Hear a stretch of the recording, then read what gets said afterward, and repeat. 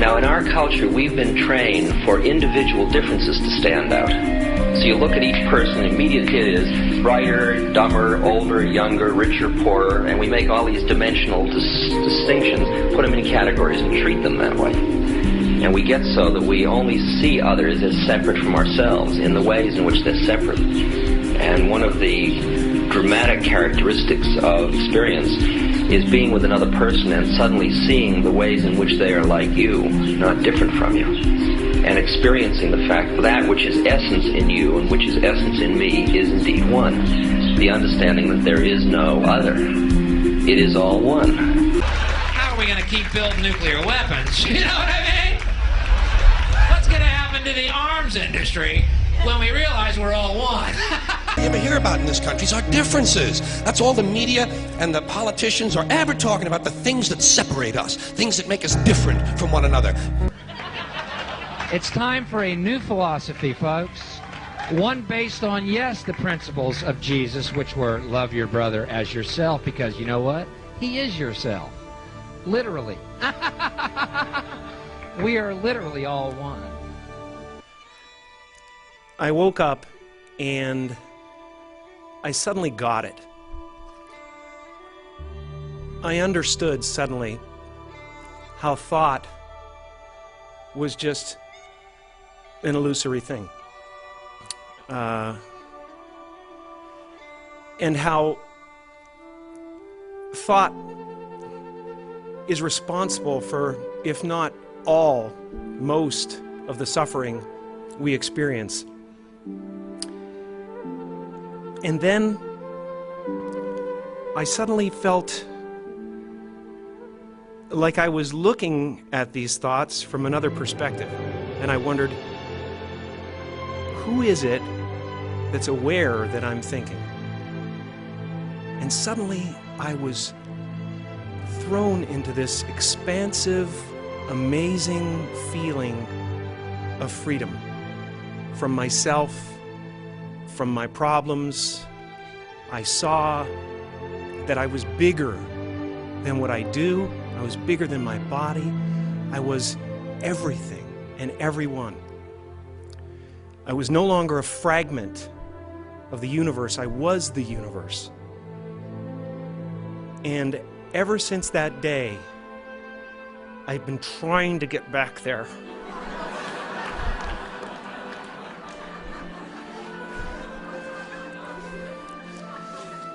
It comes and it goes. It's like riding a wave.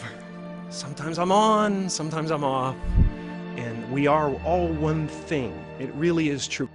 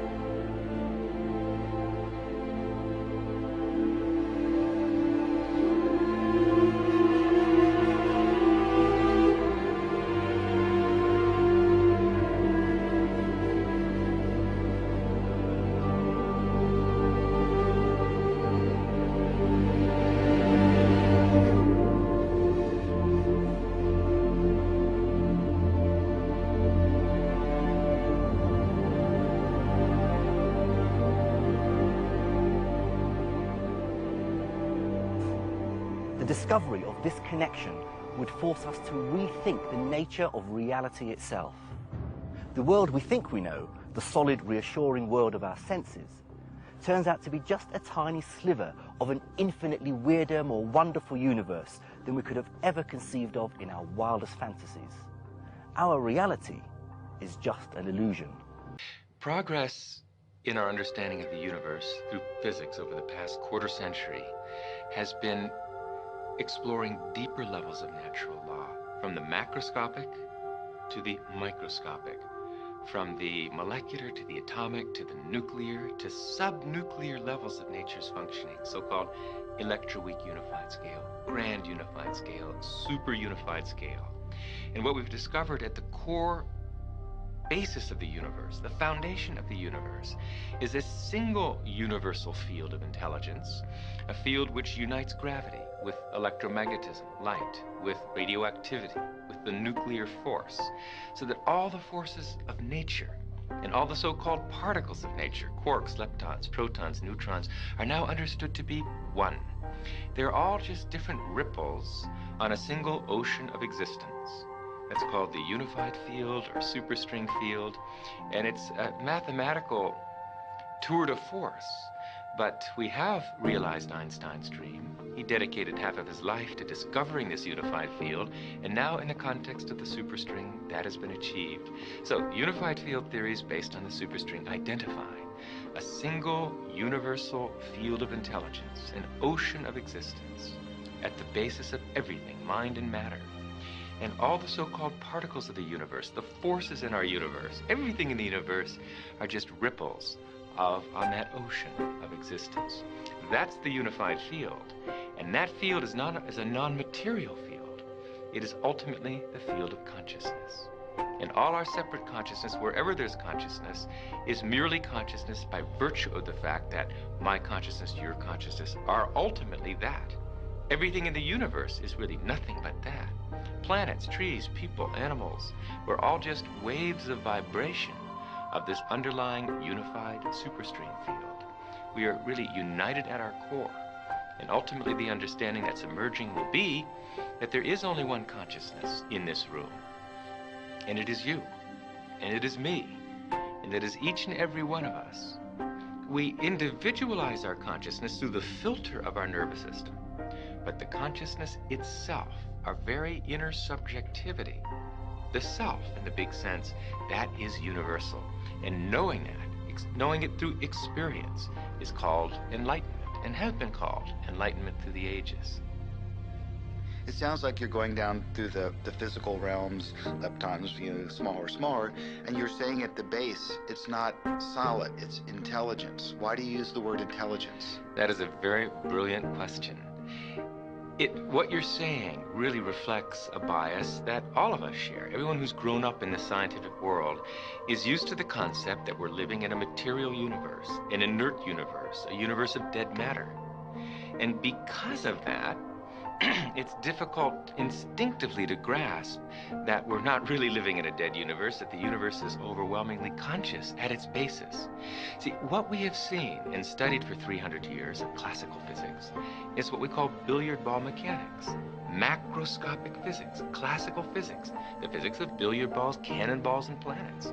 But quantum mechanics, even at the molecular level, let alone atomic, nuclear, subnuclear, in the realm of quantum mechanics, the idea of particle is replaced by the idea of wave function. And what is a wave function? Technically, it's a vector in a linear space. But what's a vector in a linear space? What's it made of? What's the substance of nature? Well, a wave function, a vector in a linear space, is made of the same stuff thoughts are made of. We're really living in a thought universe, a conceptual universe. Quantum mechanics is just the play and display of potentiality.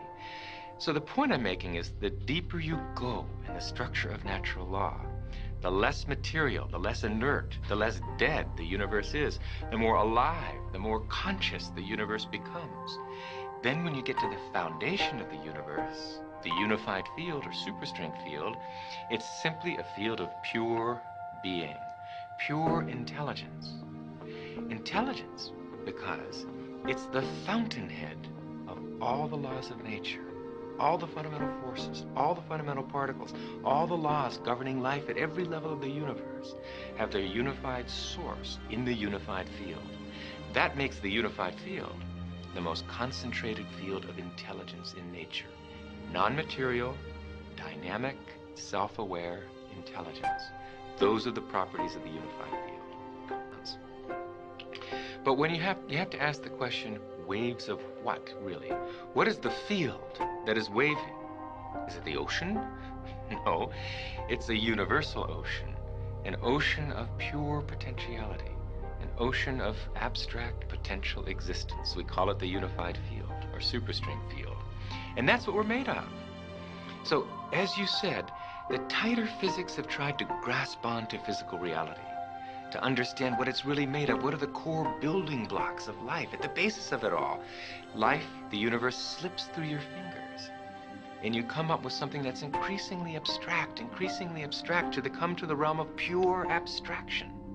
And that's what the unified field is. It's pure abstract potential, pure abstract being, pure abstract self-aware consciousness, which rises in waves of vibration to give rise to the particles, the people, everything we see in the vast universe. That was great. I got goosebumps on that one. So it may take a generation, unfortunately, it may take a generation. Now that simple techniques, universal, non-sectarian, scientifically verified techniques exist to gain enlightenment, it still may take a generation before these life-saving technologies to develop consciousness are reintroduced into education. You said non-sectarian. Does that mean like non-religious? Is that what you mean by that? The experience of pure consciousness really transcends any one religion or any one philosophy. It's as scientific as it is religious. It is, after all, a state of functioning of the brain, maximally expanded comprehension. It's the direct subjective experience of the scientifically discovered unified field of all the laws of nature. Is that religious? Perhaps, but it's scientific too. So there's no reason that it should be disbarred from education. Otherwise, we're going to get the same old result. 5% development of our mental potential, another generation of war and terrorism and human cruelty. And that'll go on forever until the experience of life's essential unity is bestowed and the brain is properly developed. It's that one aspect of our experience that has been with us since childhood. Although our beliefs have changed, our friends have changed, our bodies have changed, typically for the worse, that one thing that gives that continuity to our experience day by day, that's our consciousness. It's our subjectivity. It's the Atman, the self. And that self, which is the same for you as for me, ultimately, is this unified field discovered by science, which is essentially the creator of the universe. That is our authority. That's our dignity. If we only knew ourselves, we would rush to experience higher states of consciousness, where that experience of our unbounded subjectivity is never lost, even during the depths of sleep. The deepest level of truth uncovered by science and by philosophy is the fundamental truth of unity. At that deepest subnuclear level of our reality, you and I are literally one. Bill Hicks used to finish his shows with this. The world is like a ride at an amusement park, and when you choose to go on it, you think it's real, because that's how powerful our minds are. And the ride goes up and down and round and round. It has thrills and chills, and it's very brightly colored, and it's very loud, and it's fun for a while. Some people have been on the ride for a long time, and they begin to question, is this real, or is this just a ride? And other people have remembered, and they come back to us, and they say, hey, don't worry, don't be afraid, ever, because this is just a ride. And we kill those people. Shut him up. We have a lot invested in this ride. Shut him up. Look at my furrows of worry. Look at my big bank account and my family. This has to be real. It's just a ride. But we always kill those good guys who try and tell us that. You ever notice that? And let the demons run amok? John Lennon, murder. John Kennedy, murder. Martin Luther King, murder. Gandhi, murder. But it doesn't matter, because it's just a ride. We can change it anytime we want. It's only a choice. No effort, no work, no job, no savings of money. A choice right now between fear and love. The eyes of fear want you to put bigger locks on the door, buy guns, close yourself off. The eyes of love instead see all of us as one.